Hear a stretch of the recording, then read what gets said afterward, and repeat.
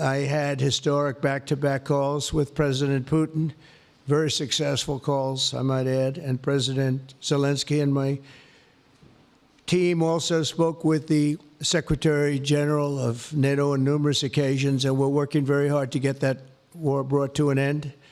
I think we've made a lot of progress, and I think it's moving along pretty rapidly.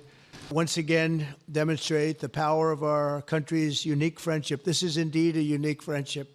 Tomorrow, the progress toward peace will continue when President Zelensky visits the White House. He'll be here tomorrow in the early part of the day, and we'll be signing a historic agreement that will make the United States a major partner in developing Ukraine's minerals and rare earths and oil and gases, and we have a great understanding. I think it's going to be great for Ukraine. We're going to be at the site, and I want to thank all of the people that are here that have been.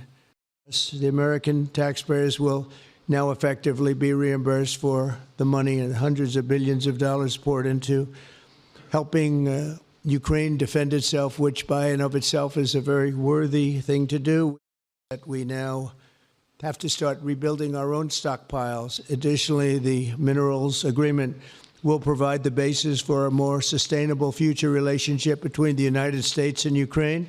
And he sent money, I would just send it money after money after money. And as I discussed with Prime Minister Starmer, the next step we're making is toward a very achievable ceasefire. We hope that that can happen quickly, because thousands of young people, in this case, we're not talking about Americans, we're talking about Ukrainians and Russians, are being killed every week, thousands.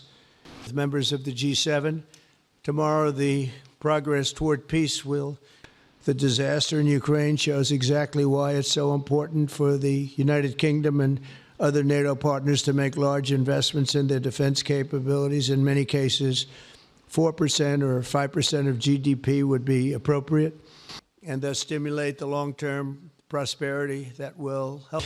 After years of chronic underfunding, there's an urgent need to catch up for some countries. And I want to thank the Prime Minister once again for traveling here today. Best wishes, but also inviting the President and the First Lady. Do you support Article 5 of the NATO treaty? And are you concerned that it might be triggered if European peacekeeping forces end up in Ukraine? I support it. I don't think we're going to have any reason for it. I think we're going to have a very successful peace, and doing the exploration and also the digging and taking. And I think we're going to have a very good meeting tomorrow, 11 o'clock. And I think we're going to have a very good meeting tomorrow morning. We're going to get along really well. I don't think they do anymore. I don't think they do. We had a very big impact on that whole. I don't like talking about phase 2 until I get phase 1. Phase 1 is I have to make peace. And we have to get Russia to agree. We have to get Ukraine to agree. And I think we will. I think we've come a long way.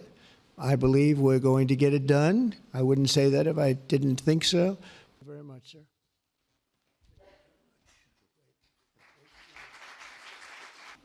There's a famous slogan in the United Kingdom from after the Second World War. That is that we have to win the peace. And that's what we must do now. If you're not considering the security guarantees, We've discussed a plan today to reach a peace that is tough and fair, that Ukraine will help shape, that's backed by strength, to stop Putin coming back for more. An unprecedented second state visit. This has never happened. And I'm clear that the UK is ready to put boots on the ground and planes in the air to support a deal, working together with our allies, because that is the only way that peace will last. Do you still have your trust? Thank you. Well, they didn't do well with President Obama. He'd never. As the President says, the deal has to come first. But yes, our teams are going to be talking about how we make sure that deal sticks, is lasting and enforced. So our teams will be talking about that. On spending just the other day. In addition to that, I think I'm hosting 18 countries on Sunday to further our discussions. Thank you very much.